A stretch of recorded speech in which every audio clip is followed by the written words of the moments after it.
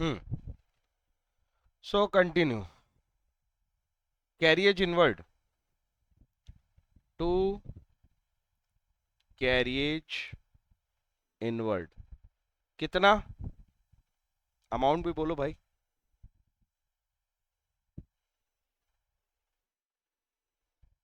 Amount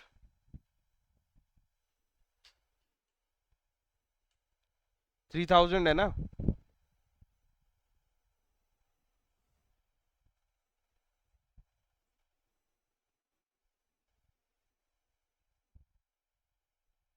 okay carriage inward कितना बता रहे हो अमाउंट।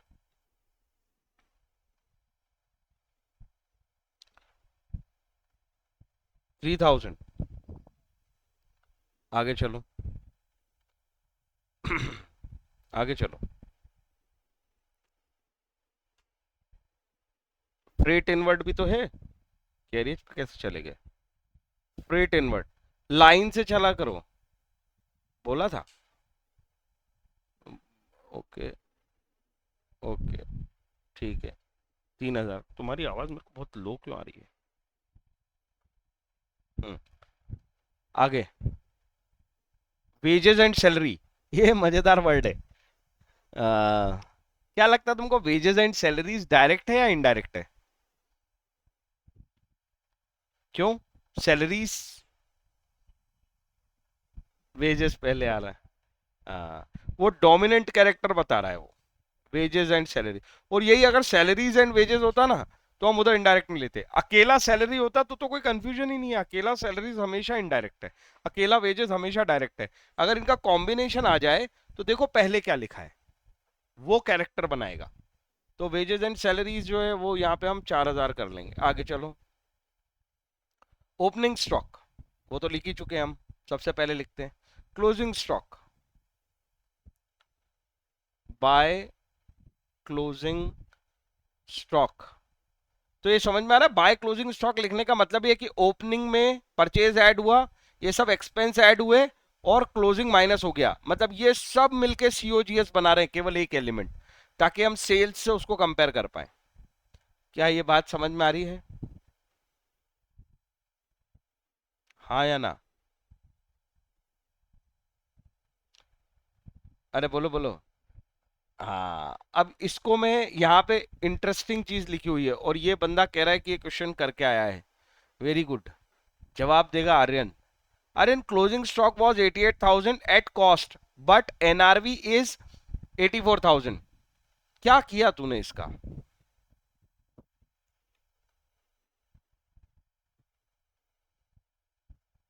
क्या किया तूने इसका। तूने आंसर करा ना। नहीं मैं बताता हूँ इसका क्या मतलब है पहले मेरे को आर्यन से पूछ लेने दो। ये कंसेप्ट ही नहीं सिखाया अभी मैंने तुम्हें। आर्यन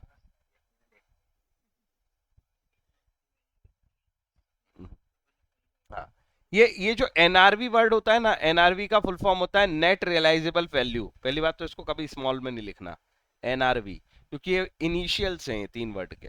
एनआरवी का मतलब होता है नेट रियलाइजेबल वैल्यू। इसका मतलब क्या होता है मेरी बात ध्यान से सुनना। सपोज हम टीवी बेचने का बिजनेस करते हैं ठीक है टेलीविजन। तो टेलीविजन हमने जो खरीदे थे उसका जो कॉस्ट है जो क्लोजिंग स्टॉक में बच गया जो बिका ही नहीं। ऐसे 10 टीवी हैं सपोज अपने पास। वो जो 10 टीवी हम खरीद के ही कितने में लाए हैं 88 में।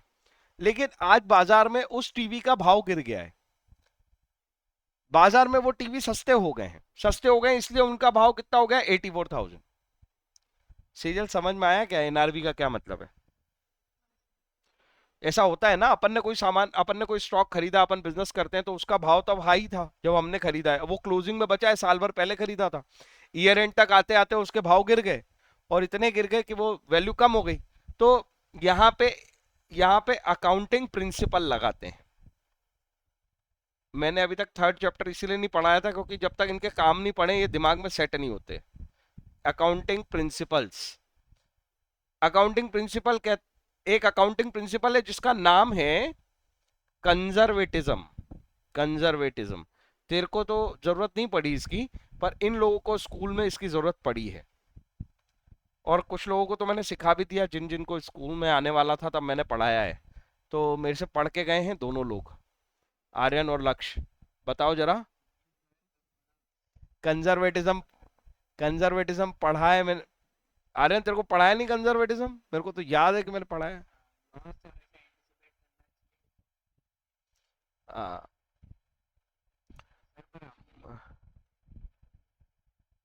आर्यन, प्रूडेंस से सिखाया था इसको, प्रूडेंस फॉलो करना चाहिए। कंजर्वेटिज्म का मतलब होता है प्रूडेंस फॉलो करना चाहिए।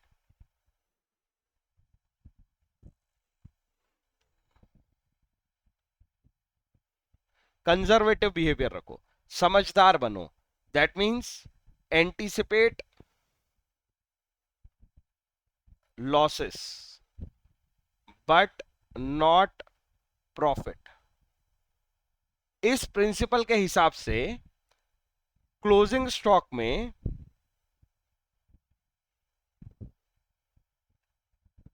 Cost versus NRV. मेरे को ये इसकी आवाज क्यों नहीं आ रही है? आर्यन, तुझे मेरी आवाज नहीं आ रही? कॉस्ट वर्सेस एनआरवी जब भी हो, मतलब कभी कभी क्या होगा, कॉस्ट हाई होगी, एनआरवी लो होगी, है ना। कभी कभी क्या होगा, केस वन, कॉस्ट हाई होगी, एनआरवी लो होगी। कभी कभी क्या होगा, कॉस्ट लो होगी, एनआरवी हाई होगी। इंपॉर्टेंट कंसेप्ट है, 1 और 2। लॉजिक ऊपर लिख दिया मैंने, अभी तक नहीं सिखाया, पर अभी तो मैं प्रिंसिपल सिखा रहा हूं, मेरी बात ध्यान से सुनो सब लोग। जब भी अकाउंटिंग करते हैं, मैं कुछ प्रिंसिपल्स तुम्हें सिखा रखा है। जैसे एक प्रिंसिपल सिखाया है कि रिकॉर्डिंग उसी डेट पे करो जिस दिन ट्रांजैक्शन हुआ है। जो भी रिकॉर्ड करो उसका डेबिट इंपैक्ट भी रखो और क्रेडिट इंपैक्ट भी रखो। इसको बोलते हैं कि आपको अकाउंटिंग कैसे करनी चाहिए, डबल एंट्री के साथ। जितना डेबिट होगा उतना ही क्रेडिट होगा, ये प्रिंसिपल भी सिखा रखा है। कंजर्वेटिज्म प्रिंसिपल ये कहता है कि प्रूडेंस फॉलो करना चाहिए। प्रूडेंस मतलब समझदारी। एक प्रूडेंट पर्सन कैसे काम करता है, वो अपने लॉसेस पे तो टेंशन लेता है, प्रॉफिट पे कभी टेंशन नहीं लेता। वो प्रॉफिट को कंसीडर नहीं कर, प्रॉफिट हो रहा है तो होने दो, ठीक है, दैट इज ओके। तो अकाउंटिंग में इसको जरा अकाउंटिंग टोन में बोलूं, तो अगर कभी भी आपको फ्यूचर प्रॉफिट पता चले तो उनको रिकॉर्ड मत करो, होंगे तब देखेंगे। लेकिन अगर फ्यूचर लॉसेस पता चले तो उनको रिकॉर्ड जरूर करो। I am repeating my self. Future में प्रॉफिट पता चला, आज प्रॉफिट नहीं हुआ है, अगर आज प्रॉफिट है तो फिर तो रिकॉर्ड करना ही है। फ्यूचर में प्रॉफिट हो सकता है, ऐसा पता चला, उसको इग्नोर कर दो, इग्नोर सच प्रॉफिट्स।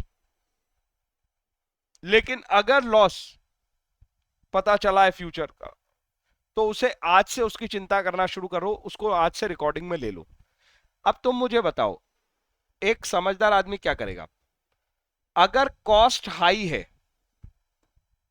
सपोज क्लोजिंग स्टॉक में 1 लाख, और एनआरवी लो है, सपोज 90,000, तो क्लोजिंग स्टॉक को रिकॉर्ड किस पे होना चाहिए? और अगर कॉस्ट लो है, एनआरवी हाई है, तो रिकॉर्ड किस पे होना चाहिए? इसका एग्जांपल बना लेते हैं, कॉस्ट 80,000 लिख लेता हूं और एनआरवी 1 लाख लिख लेता हूं। समझदारी क्या कहती है? देखो, नहीं, मैं बताता हूं। समझदारी ये कहती है विच एवर इज लोअर। मैं बताता हूं, इसको प्रूव करता हूं। विच एवर इज लोअर समझदारी है। क्यों? देखो, एनआरवी 90 हो गई है, क्या तुम इसे कभी 1 लाख पे बेच पाओगे? बताओ ना। एनआरवी 90 हो गई है, क्या तुम इस गुड्स को कभी 1 लाख पे बेच पाओगे? तुम खरीद के लाए थे 1 लाख में, नो डाउट, पर अब तो ये 90,000 का ही है, तो तुम्हें कितने पे रिकॉर्ड करना चाहिए? 90,000 पे। दूसरे केस में सोच के देखो, कॉस्ट 80,000 थी, एनआरवी 1 लाख है, एनआरवी 1 लाख है, क्या मैंने आज बेच लिया इसको? नहीं, नहीं। अभी मेरी बुक्स में इसको मैं कितने पे रखूंगा, 80,000 पे। मैं इस प्रॉफिट को रिकॉग्नाइज नहीं करूंगा, ये 20,000 का जो प्रॉफिट है इसको रिकॉग्नाइज नहीं करूंगा। पर यहाँ पे ये जो नुकसान है ये मैंने रिकॉग्नाइज कर लिया। देखो मैंने 90 पे ही रिकॉर्ड किया, मैंने 1 लाख पे रिकॉर्ड ही नहीं किया। मेरे पास क्लोजिंग स्टॉक 1 लाख का है नहीं, अब मेरे पास क्लोजिंग स्टॉक 90 का ही है। मैं अपने लॉसेस को कंसिडर कर रहा हूं, पर जब मेरे को प्रॉफिट हुआ मैंने कंसिडर ही नहीं किया। इसका एक सिंगल सा नियम क्या हो गया, ये समझने के लिए इतनी देर का है। अब तुम आज से जब भी समझना हो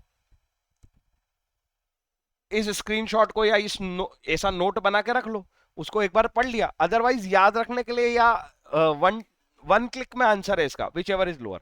जब भी क्लोजिंग स्टॉक पे कॉस्ट और एनआरवी मिले, आंसर क्या है, विच एवर इज लोअर, वो रिकॉर्ड होगा, वही आउटर कॉलम में जाएगा, विच एवर इज लोअर। क्यों होगा, क्योंकि अकाउंटिंग प्रिंसिपल कहता है, कंजर्वेटिज्म अकाउंटिंग प्रिंसिपल कहता है अकाउंटेंट को प्रूडेंट होना चाहिए। प्रूडेंट होने का क्या मतलब है, लॉस की चिंता करो, लॉस हो जाए तो बिल्कुल कंसीडर करो। जैसे यहाँ पे लॉस हो गया तो हमने कंसीडर किया, हमने 1 लाख पे रिकॉर्ड नहीं किया, हमने 90,000 पे रिकॉर्ड किया। लेकिन जब प्रॉफिट दिख रहा है तुम्हें कि एनआरवी तो बढ़ गई, हमने जब खरीदा था तब से स्टॉक बढ़ गया, नहीं इसको कंसीडर अभी मत करो, क्योंकि रियल में अभी बेचा नहीं है ना, ये तो क्लोजिंग स्टॉक तुम्हारे हाथ में पड़ा है। तो देखो कितना ईजी है, which ever is lower, WIL कितना जाएगा बाहर, 84,000, 88 नहीं जाएगा। अरे कुछ समझे क्या,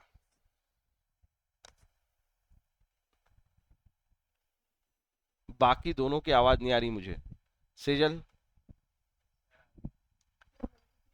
अच्छा तेरी आवाज नहीं आई। और महाराज, रिद्धिम,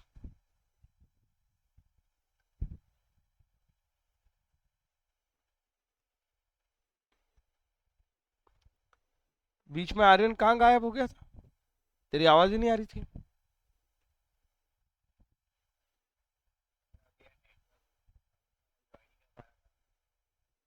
तो तुझे समझ में आ गई है सब बात, बातें समझ में आ गई है सब।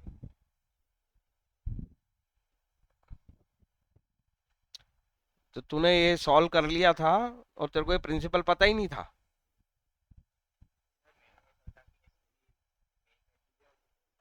अच्छा मेन वैल्यू ये होगी, मेन वैल्यू का हिसाब नहीं, कोई बात। पर फिर भी अप्रिशिएटेड, कम से कम तूने मेरी बात मान के होमवर्क तो किया। ये दुष्ट लोग,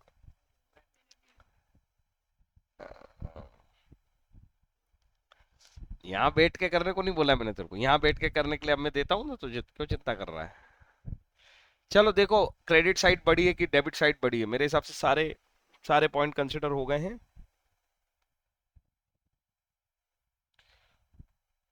सारे पॉइंट कंसिडर हो गए।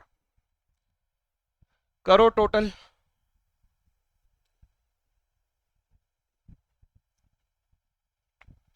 12,40,000 था, 80 ऐड करोगे तो 1320 हो जाएगा। 1320 में 4 ऐड करो, 1324,000,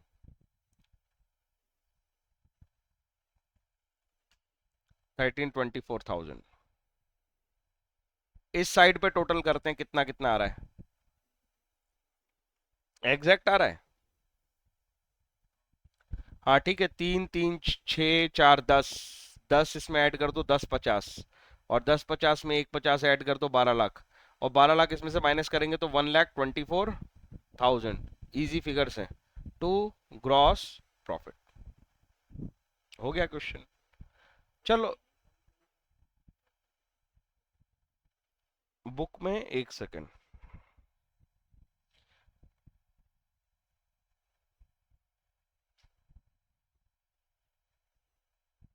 कैरी डाउन, अच्छा मैंने कल भी इसके बारे में बात की थी। क्लोजिंग एंट्री, इस ग्रॉस प्रॉफिट को क्या करेंगे हम, ये है ग्रॉस प्रॉफिट, पर इसका करते क्या है, P&L में भेजेंगे।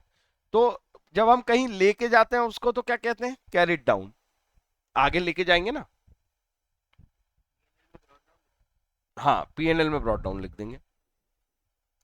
ये कैरिड डाउन या ब्रॉट डाउन लिखना जरूरी भी नहीं है, अगर तुम इतना कर देते हो तो सफिशियंट है। क्या लिख दोगे, P&L अकाउंट, बस। है क्या ये, GP, तो इतना सफिशिएंट। तो ये जनरल एंट्री पास हो गई है। अगर एंट्री करने को बोलते तो एंट्री पास हो गई है। एंट्री हो गई है, trading account debit to P&L account. किसी को कोई सवाल है? किसी का कोई सवाल है? नहीं? अच्छा, अगला देखो, इलस्ट्रेशन नंबर 6। क्या खुद से करने के लिए दे दूं या मैं कराऊं? मैं समझा देता हूं। देखो स्टॉक भी है ना, कर लोगे, पर मैं फिर भी समझा रहा हूं। स्टॉक जो होता है ना, वो 3 तरह का होता है। जैसे हम फर्नीचर बना बिजनेस करते हो, तो जो हम लकड़ी खरीद के लाएंगे ना, वुड, वो होगा रॉ मटेरियल। और जब हम फर्नीचर बना देंगे ना, सपोज बेंच, तो वो होगा फिनिश गुड्स।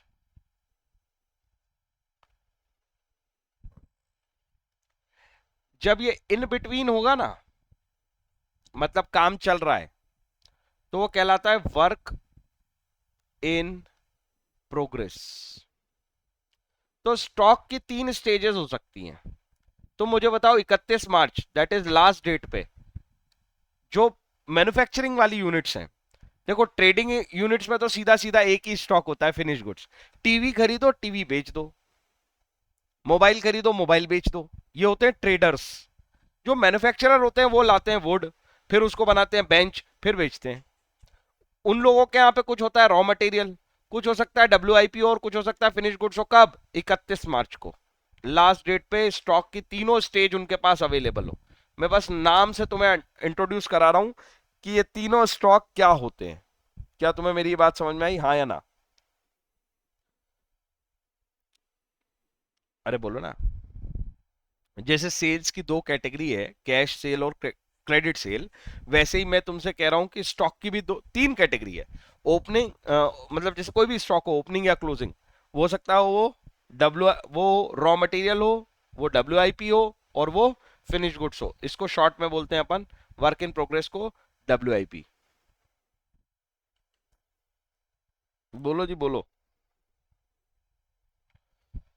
तो अगला जो क्वेश्चन है, तुम्हारी आवाजें आना बंद हो गई हैं। ओपनिंग स्टॉक में देखो रॉ मटेरियल और फिनिश गुड्स, तो इसमें घबराना नहीं है।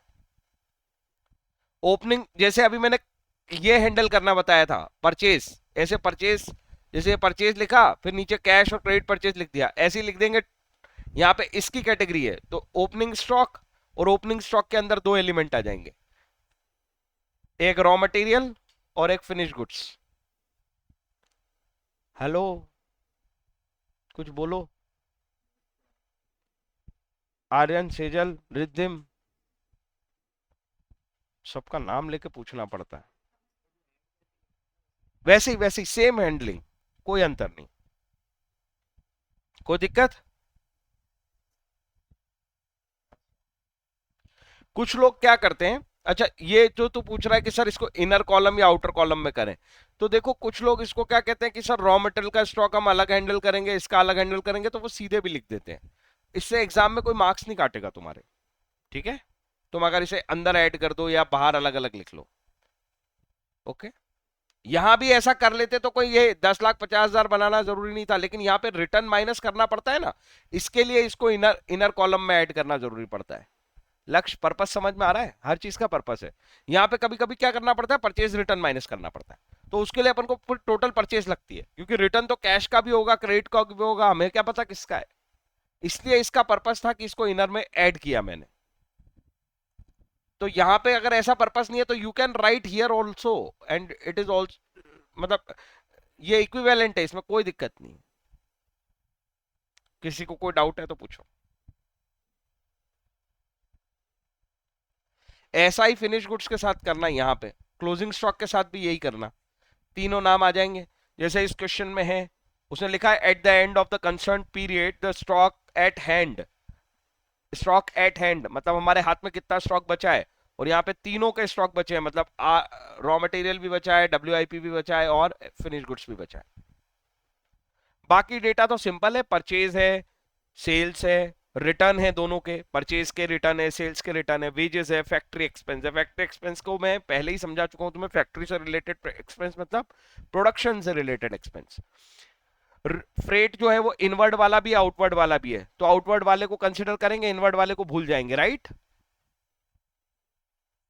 ट्रेडिंग अकाउंट में आउटवर्ड वाले को कंसिडर करेंगे, इनवर्ड वाले को भूल जाएंगे, राइट। हाँ, एक तो सुन रही है कम से कम, वो तो हाँ बोल रहा है एक ही बार में। नहीं नहीं नहीं, नहीं, नहीं हाँ, सुना गलत था, ध्यान नहीं दे रहा था, गलती थोड़ी कर रहा था मैं देख रहा था कौन कौन फ्लो में है, कि हाँ सब चल रही है, कहानी चल रही है, ध्यान से नहीं सुन रहा। चलो, वो नोट लिखते हैं अपन उसके लिए, देखो आंसर में नोट लिखा हुआ है नीचे, freight outward being indirect expense it is shown in P and L account. अब ये पूरी लाइन समझ में आती है ना, क्या करा उसने, ये क्यों लिखा है। तुम्हें भी लिखने के लिए बोलता है तो तुम ऐसे ही लिखते, आई होप सो। आगे इलस्ट्रेशन नंबर 7। आर्यन मैं तेरे से ये पूछ रहा था, ये मुझसे कह रहा था कि मैंने वो प्रिंसिपल नहीं समझाए, मैंने सिर्फ तुझे समझाया क्या। अकाउंटिंग प्रिंसिपल पे अपनी बात हुई थी, कंजर्वेटिज्म पे, प्रूडेंस पे। अच्छा, हाँ तो तूने ही पूछा होगा, इसमें पूछा ही नहीं होगा तो कैसे समझाऊंगा। अच्छा, ठीक है, तो आगे चलते हैं। इलस्ट्रेशन नंबर 7, मैंने तो आर्यन को ये भी समझाया था, अब देखते हैं आर्यन को याद है कि नहीं, वो नहीं पता मुझे। एडजस्टेड परचेस, अच्छा हाँ, तो फिर तो दोनों को, नहीं सबको नहीं समझाया था, जो जो पूछ रहे थे उन्हीं को पता है। ये इस सेजल को पता है कि नहीं, अभी पता चल जाएगा। हाँ सेजल बोल दो, एडजस्टेड परचेस का क्या मतलब होता है। अच्छा, ये चीज मैंने ट्रायल बैलेंस में समझाई थी, जिनको ट्रायल बैलेंस में डाउट आया था, ठीक है, कि एडजस्टेड परचेस का ट्रीटमेंट क्या होगा। पर मैं वापस से बोल रहा हूं, यहां तो सिर्फ एडजस्टेड परचेज बताने वाला हूं मैं कि इसका मतलब क्या होता है। जब हम एक्चुअली में, ये एडजस्टेड परचेज जो कंसेप्ट है ना, ये ट्रेडर लोगों का कंसेप्ट है। मैंने तुम्हें बताया ना, बिजनेसमैन की तीन कैटेगरी होती है बेसिकली, कोई भी बिजनेस हो उनकी तीन कैटेगरी होती है, या तो ट्रेडिंग कर रहे होते हैं, या मैन्युफैक्चरिंग कर रहे होते हैं, या सर्विस दे रहे होते हैं।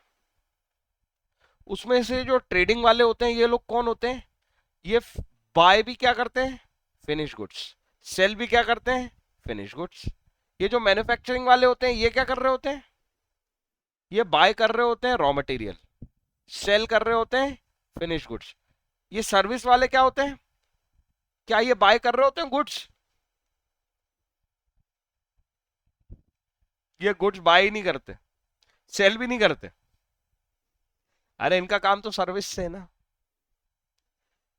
इनके लिए कुछ गुड्स नहीं है। मेरी बात समझ रही, गुड्स, कोई गुड्स क्या होता है, गुड्स होता क्या है, इसको समझाया था मैंने पहले भी। क्या गुड्स का मतलब टीवी है, रेडियो है, क्या है, क्या होता है गुड्स, है। अच्छा,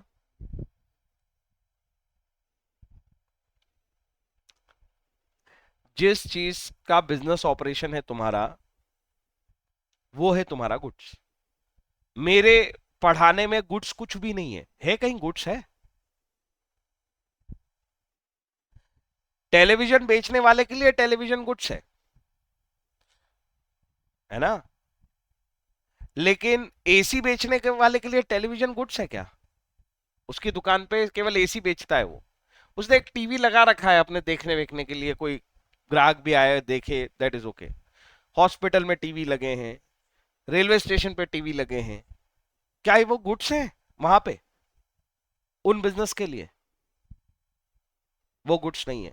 ये मेरे लैपटॉप आईपैड ये सब गुड्स नहीं है मेरे लिए, ये असेट है ये सब, उनके लिए वो असेट। ये बात मैंने सबसे पहले लेक्चर्स में सिखाई है बेसिक में, कि गुड्स किसी को भी नहीं बोल दिया जाता, गुड्स बहुत डिफाइंड चीज है। आप जो बिजनेस, आप फर्नीचर वाले के लिए फर्नीचर गुड्स है, उसके लिए एसी गुड्स नहीं है। एसी की शॉप जहां पे एसी बेचा जाता है, so the commodity which meant to be sale, meant to sale, वो होता है गुड्स। बाकी उसके बिजनेस में जो भी कुछ आइटम्स है वो सब असेट्स हो सकती है, गुड्स नहीं हो सकता। इवन मैंने कहा था एसी की दुकान पे भी, वो एसी जो तुम्हें ठंडा करने के लिए, शॉप ठंडा करने के लिए लगा रखा है उसने, वो गुड्स नहीं है, वो असेट है। और बाकी जो सेलेबल एसीज हैं जिनको वो सेल करना चाहता है, वो गुड्स हैं। कुछ याद आया? हाँ। तो मैं ये कह रहा था कि जनरली ट्रेडिंग वालों के केस में क्या होता है, रॉ मटेरियल फॉर मटेरियल का लट्टा ही नहीं होता है उनके पास, होते ही बाय भी वो फिनिश गुड्स करते हैं, सेल भी फिनिश गुड्स करते हैं। तो वो लोग क्या करते हैं, एडजस्टेड परचेस बहुत यूज करते हैं। ये टर्म वही लोग ज्यादा यूज करते हैं। ओपनिंग स्टॉक प्लस परचेस, अभी एक रिलेशन सिखाया है मैंने तुम्हें, plus direct expense minus closing stock. क्या नाम दोगे इसको? अगर मैं ये सब कर दूं तो क्या बना दिया मैंने? सीओजीएस, बिल्कुल ठीक। अगर मैंने इसमें से ये डायरेक्ट एक्सपेंस हटा दिया, बस, यहां ये लिखा ही नहीं है, और सिर्फ इतना लिख दूं,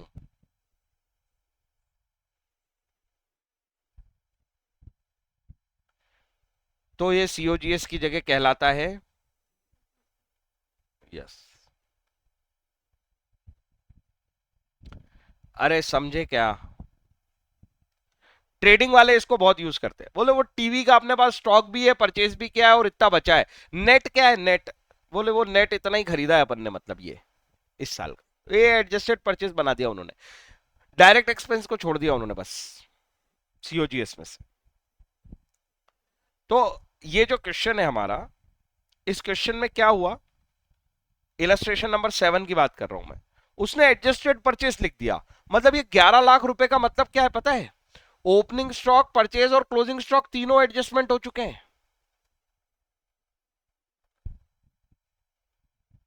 यहां इमेजिन करके बताओ, ट्रेडिंग अकाउंट बना रहे हो अपन, एडजस्टेड परचेज अगर मैं लिख दूं,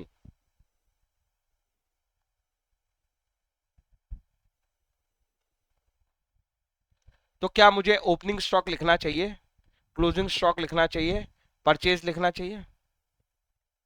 मैं ये नहीं लिख सकता। या तो मैं एडजस्टेड परचेज नहीं लिखूंगा, या तो मैं परचेज लिखूंगा। मेरी बात समझ आ रही है? अगर मुझे ओपनिंग स्टॉक लिखना है तो यहां पे एडजस्टेड परचेज नहीं, फिर सिर्फ परचेज लाओ। Are you getting my point? तीनों को खा गया है ये एडजस्टेड परचेज, परचेज को, ओपनिंग को और क्लोजिंग को। उसको भूल के लिखो बाकी सब चीजें, तो एडजस्टेड परचेज लिख दो, डायरेक्ट एक्सपेंस लिख दो, बन गया सीओजीएस। बोलो हाँ या ना, बना कि नहीं बना सीओजीएस? अभी रिलेशन बताया था, सीओजीएस बनाना हो एडजस्टेड परचेज से तो क्या बनेगा, यही adjusted purchase plus direct expense. मैंने कहा था इसमें किसकी कमी है, डायरेक्ट एक्सपेंस की तो कमी है, उसको जोड़ो, सीओजीएस बन गया। रिलेशन समझ में आया क्या ये? बाकी सब एलिमेंट तो है ही ना, ओपनिंग स्टॉक है, परचेज है, क्लोजिंग स्टॉक है, क्या मिसिंग है, डायरेक्ट एक्सपेंस। ये सीओजीएस बन गया, यहां पे सेल्स ले लो, आ गया जीपी या लॉस, बात खत्म, ट्रेडिंग अकाउंट कंप्लीट। जिसको ट्रेडिंग अकाउंट का पर्पस पता हो, ट्रेडिंग अकाउंट का पर्पस क्या है, जीपी निकालना। कैसे निकलता है, सेल्स माइनस सीओजीएस। तो सीओजीएस पहले लंबा बना रहे थे, अब अपन ने छोटा सा बना लिया, ये बन गया सीओजीएस। ये सीओजीएस है, ये सेल्स है, इन दोनों को कंपेयर करो, देखो सेल्स ज्यादा है तो प्रॉफिट, सीओजीएस ज्यादा है तो लॉस। कितनी बात समझ में आई? बताओ बताओ बताओ। आर्यन? हम्म, हाँ, आ गई। रिद्धिम, समझ में आ गई ये बात? तो रिदम कुछ भी नहीं बोलता है, इसको अनम्यूट करने में आलस आता है। थम्स अप भी नहीं दे रहा है, थम्स अप दे नहीं तो आ गई समझ में तो। पूछने का ऑप्शन नहीं देगा कितनी समझ में आई है। हाँ थम्स अप दे दिया उसने फटाक से, वेरी गुड। चलो कल कल आ बेटा तू ऑफलाइन, कल ऑफलाइन आएगा ना 4 बजे? पिछली बार नहीं आया था तू, मैंने जब रखी क्लास, इसलिए मुझे फिर ऑनलाइन आना पड़ा। कल ऑफलाइन आएगा ना? हाँ थम्स अप दे रहा है, कल बुलवाऊंगा मैं तेरे से सारा पेंडिंग। हाँ तो ये हो गया सीओजीएस और सेल्स, इसमें कोई डाउट नहीं है। अब तो क्वेश्चन नंबर 7 में कोई दम ही नहीं बचा। एडजस्टेड परचेज देता है, सेल्स देता है, फ्रेट कैरियज इनवर्ट देता है, वेजेस देता है। वेजेस भी डायरेक्ट एक्सपेंस में आएगा सर, हाँ वो परचेज में शामिल थोड़ी था। फ्रेट एंड कार्टेज आउटवर्ड, इसको तो इग्नोर कर देंगे, ये तो डायरेक्ट होता ही नहीं है। क्या क्लोजिंग स्टॉक को लिखोगे 1 लाख, वहीं घुमा रहा है बस वो, नहीं लिखेंगे। उसको छोड़ के बाकी सब डायरेक्ट एक्सपेंस थे, वो लिख लोगे। वेजेस लिख लोगे, फ्रेट इनवर्ट कैरियज इनवर्ट लिख लोगे। आउटवर्ड को तो इसलिए छोड़ दिया क्योंकि वो इनडायरेक्ट है, और क्लोजिंग स्टॉक को इसलिए छोड़ दिया क्योंकि जब आप एडजस्टेड परचेज लिख रहे हो तो इसका मतलब है आप opening stock plus purchase minus closing stock का नेट इफेक्ट लिख रहे हो, उसमें कंसीडर हो चुका है क्लोजिंग स्टॉक। आई होप सबको क्लियर है। सर माइक खराब हो गया है, चल नहीं रहा है। चल कोई बात नहीं, ठीक है, मजाक कर रहा हूं मैं, लोड मत लेता। हम्म, रिद्धिम मजाक कर रहा हूं मैं। चलो आगे, illustration number 8, a certain cost of good sold लो। इस बार उसने क्वेश्चन में ट्रेडिंग अकाउंट नहीं बोला है, उसने बोला सीओजीएस निकाल दो। इनडायरेक्ट एक्सपेंस देता है, सेल्स देता है, रिटर्न इनवर्ट देता है, ओपनिंग इन्वेंट्री देता है, direct expense, net purchase, return outward, return outward और नेट परचेज, घुमा देगा वो। बताओ क्या करोगे, क्या करोगे? सीओजीएस निकाल दो। कैसे निकलता है COGS?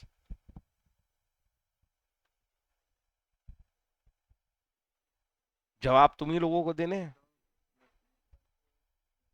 Opening stock plus net purchase, वो हम परचेज लिखते हैं एक्चुअल में, हम मैंने तो ट्रेडिंग में भी तुम्हें सिखाया आउटर कॉलम में नेट परचेज ही लेके जाना, अगर रिटर्न है तो उसको कंसिडर कर लो।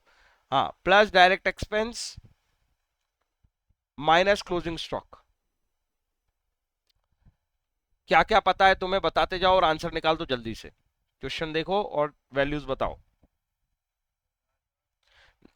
नहीं नाम बता के बता वैल्यू। हाँ 16,000। बाकी लोग पार्टिसिपेट क्यों नहीं कर रहे भाई? हाँ आगे बोल। नेट परचेस, वो रिटर्न का क्या करूं मैं? वो रिटर्न भी तो दिया है उसने 8,000 का। ऑब्वियस बात है, जब किसी चीज को नेट परचेज लिख दिया इसका मतलब 72,000 परचेज नहीं है सर, वो माइनस करने के बाद 72,000 वाली वैल्यू है ना? ये घुमाते हैं एग्जाम में, इसमें घूमना नहीं। आगे चलो, डायरेक्ट एक्सपेंस कुछ है क्या?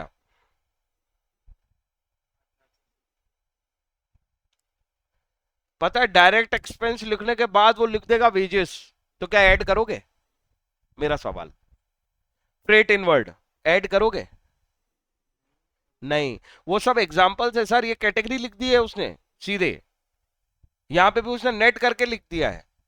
तो अब आप रिटर्न, इस टोन को समझना, उसके डायरेक्ट एक्सपेंस लिखने के बाद वेजेस वगैरह ऐड मत करते बैठना। 18,600 में सब शामिल हो गया होगा।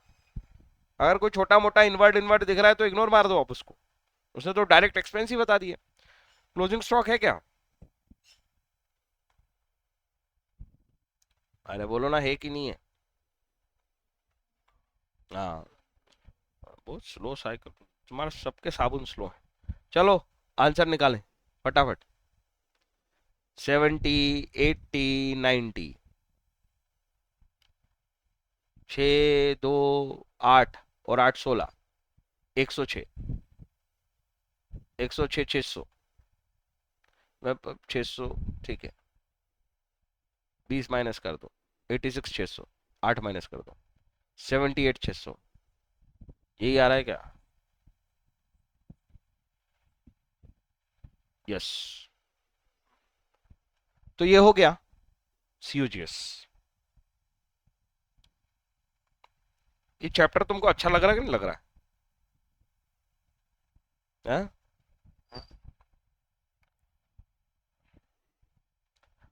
मजेदार क्वेश्चन आने वाला अब और अच्छा लगेगा अगर लग रहा है तो। मुझे तो ऐसे क्वेश्चन पसंद होते हैं। Illustration number 9, calculate gross profit when the total purchase during the year is 8 lakh, return. अब यहाँ पे नेट परचेज नहीं लिखा है उसने, हाँ, ये पूरे दिमाग को जगा के रखते हैं, ऐसे क्वेश्चन मेरे को अच्छे लगते हैं। उसने लिखा total purchase 8 lakh, return outward, ये परचेज रिटर्न है आर्यन या सेल्स रिटर्न है? इसमें आर्यन कंफ्यूज होता है, मुझे याद है, बता जल्दी। रिटर्न आउटवर्ड, इतना टाइम नहीं मिलेगा, इतना टाइम नहीं मिलेगा। परचेज रिटर्न, सेल्स रिटर्न बोला है वो, बहुत बढ़िया। नहीं नहीं परचेज, नहीं नहीं बोला, परचेज बोला मैंने, बोला बोला मैंने सुना, परचेज बोला, पर उसने टाइम लिया, पूरा टाइम लिया उसने। कोई बात नहीं, ले ले तो टाइम अभी। परचेज रिटर्न 20,000, तो वो टोटल परचेज में से माइनस हो जाएगा। डायरेक्ट एक्सपेंस उसने कैटेगरी दे दी है। अब वो वेजेस वेजेस कुछ भी बोले, ये जो मैं स्टेटमेंट बोल रहा हूँ ना, ऐसे ही पढ़ा करो। वेजेस वेजेस कुछ भी बोले, उससे कोई फर्क नहीं पड़ता। डायरेक्ट एक्सपेंस इतना है। मजेदार बात तो उसने आखिर में लिखी है, 2/3 of the goods are sold for 6,10,000। बताओ जी बताओ, कैसे हैंडल करें इसको? किससे? फाइनली वो जीपी पूछ रहा है।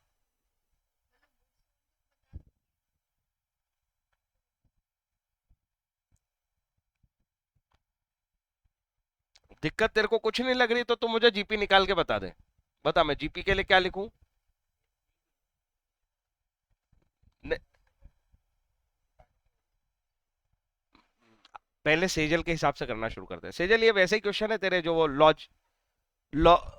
लॉजिक और रीजनिंग वाले, अरे नहीं नहीं, लॉजिक और रीजनिंग वाले क्वेश्चन है, हो जाएगा, इसमें डर क्यों रही है, तू कर। अच्छा। तूने बोला ना कि ये तो हो जाएगा सर, इसमें कुछ नहीं है। मेरा बेसिक इंटेंशन है जीपी। जब भी जीपी निकालना हो, दिमाग में क्या आना चाहिए? पहली चीज, सेल्स माइनस सीओजीएस। सेल्स में से कॉस्ट हटा दो, जीपी आ जाएगा। प्रॉब्लम क्या है? सीओजीएस निकाल सकते हो? तुम बताओ, डेटा देख के बताओ, क्या सीओजीएस निकल सकता है? हाँ, बिल्कुल निकल सकता है, निकालो। सीओजीएस तो निकाल ही डालो, जो निकल सकता है, तो उसमें तो कोई टेंशन ही नहीं है, फिर सोचेंगे आगे की। बोलो बोलो बोलो। 8 लाख में से ओपनिंग स्टॉक कहीं दिख रहा है क्या? नहीं, तो वो नील, हाँ वो नील है। नहीं है मतलब नील है। 8 लाख में से वो 20,000 माइनस कर देंगे, ये हो गई अपनी परचेस। डायरेक्ट एक्सपेंस कितने हैं? 60,000। ये पता है ना क्या लिख रहा हूं मैं? परचेज, और ये है डायरेक्ट एक्सपेंस। और मुझे बताओ, ओपनिंग स्टॉक उसने बोला नहीं है, तो मैंने नील मान लिया है, जीरो। क्लोजिंग स्टॉक के बारे में क्या ख्याल है?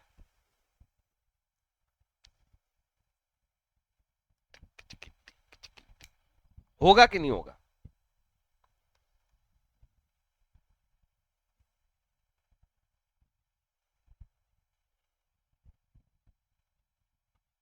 होना चाहिए, क्यों? क्यों लग रहा है ऐसा तेरे को? मन है सर हमारा ऐसा होना चाहिए, ऐसा है। हाँ, मतलब 1/3 गुड्स तो अभी बचना चाहिए ना सर। अगर उसने 2/3 गुड्स सोल्ड करें तो 1/3 बचना चाहिए। 1/3, ये एक्चुअल में 2/3 और 1/3 है किसका? यहाँ क्वेश्चन है। यहाँ यहाँ भी हम फंस गए ना, हम निकाल ही नहीं पा रहे हैं। तुमको मेरी बात समझ में आई? तुमने सोचा सीओजीएस निकाल लेंगे, पर तुम उलझ गए। पर अरे पहले तो प्रॉब्लम समझ ले तुम। ये बात समझ में आई, सेल्स तो निकाल ही नहीं सकते थे, वो तो पता ही नहीं थी। सीओजीएस निकालने बैठे तो यहाँ पे फंस गए, क्लोजिंग स्टॉक पे आके। वो 1/3 किसका? मेरे पास फिगर ही नहीं है, किसका 1/3 कर दूं? तो यहाँ भी उलझ गए। मतलब पूरी कहानी उलझी हुई है सर। कहीं तो कुछ आसान होना चाहिए। सारी आसानी आखिरी लाइन में है। 2/3 of goods, 2/3 of the goods are sold. ये जिसको लैंग्वेज पढ़नी आएगी वो सॉल्व करेगा। 2/3 of the goods are sold मतलब जो पूरे गुड्स थे ना, उसका 2/3 गुड्स बेचा है 6,10,000 में। केवल इस भाषा को पकड़ो। टोटल जो भी रहा होगा, टोटल रहा होगा एक्स, उसका 2/3 बेच दिया है तुमने 6,10,000 में। अरे कुछ समझ में आ रही क्या मेरी बात? टोटल गुड्स एक्स रहा होगा, उसका 2/3 तुमने बेचा है, और ये टोटल गुड्स का ही 1/3 क्लोजिंग स्टॉक होगा। 2/3 बेच दिया तो 1/3 क्लोजिंग स्टॉक है। Are you getting my point? Yes और नो?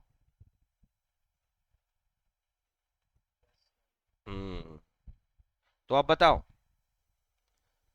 कितना आना चाहिए एक्स की वैल्यू?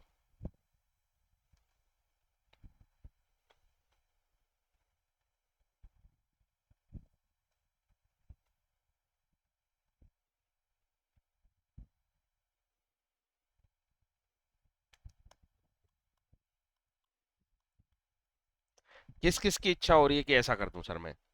6,10,000 इंटू 3/2।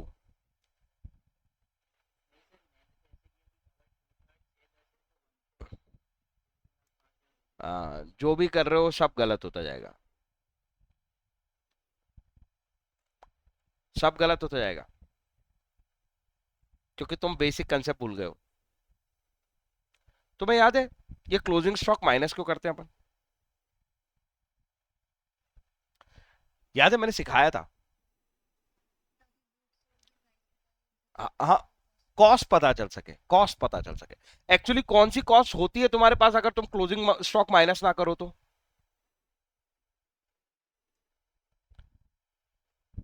अगर मैं सिर्फ opening stock plus purchase plus direct expense इतना ही करूं,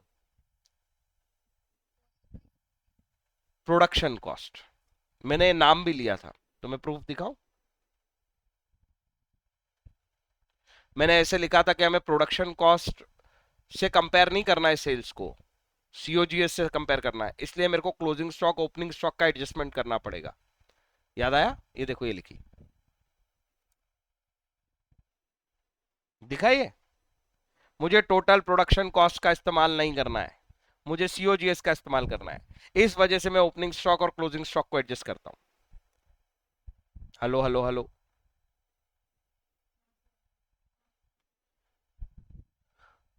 वो कंसेप्ट यहां आया है घूम के वापस।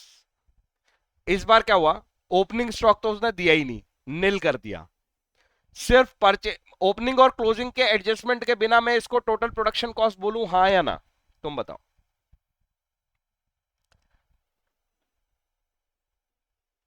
और जब मैं ओपनिंग स्टॉक और क्लोजिंग स्टॉक का एडजस्टमेंट इन पे लगा देता हूं, तभी तो मैं इनको सीओजीएस बोलता हूं। किस पे लगाता हूं मैं एक्चुअल में?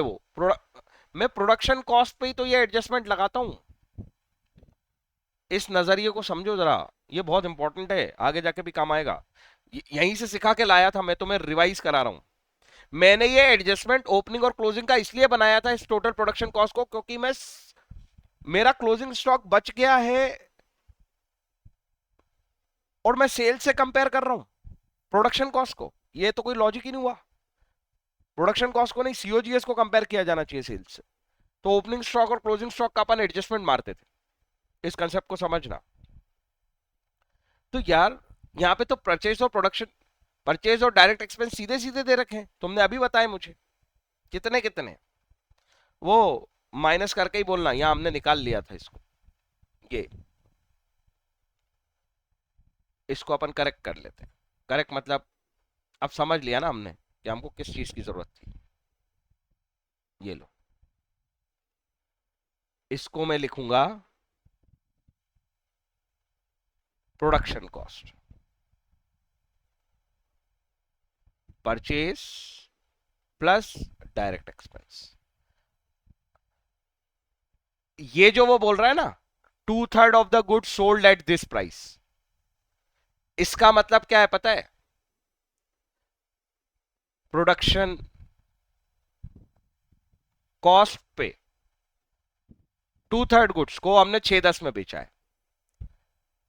प्रोडक्शन कॉस्ट कितनी है टोटल? 7,80,000 प्लस 60,000, 8,40,000। अब भाषा समझना, 8,40,000 का जो प्रोडक्शन कॉस्ट था उसका 2/3 हम सेल कर रहे हैं कितने में? हाँ, ये है। और इसका 1/3 क्या होगा?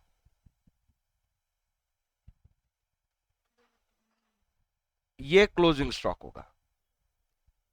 Are you getting my point? उसने हमसे सीओजीएस पूछा है क्या? नहीं पूछा।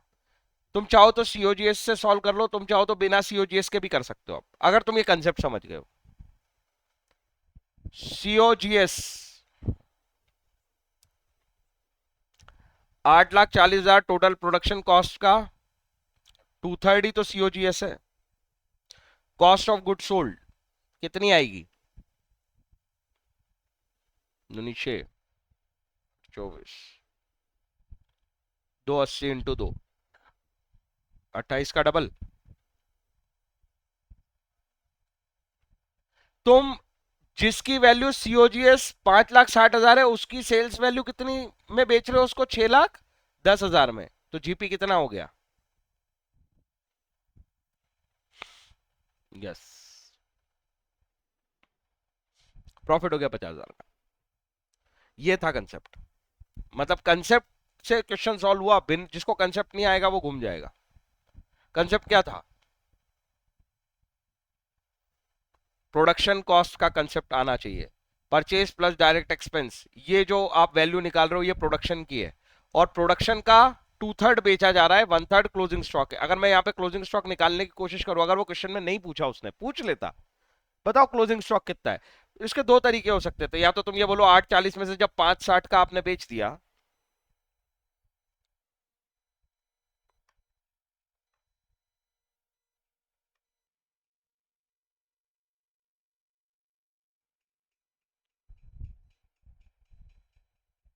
सो उन दोनों में से किसी भी तरीके से तुम प्रॉफिट निकाल सकते हो।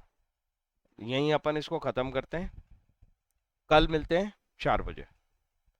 तुम्हारा होमवर्क, तुम्हारा होमवर्क क्या होगा? जरा अनसॉल्व क्वेश्चन भेजना तो मुझे फोटो में फटाफट। मेरी आवाज अभी कट रही है कि आ रही है?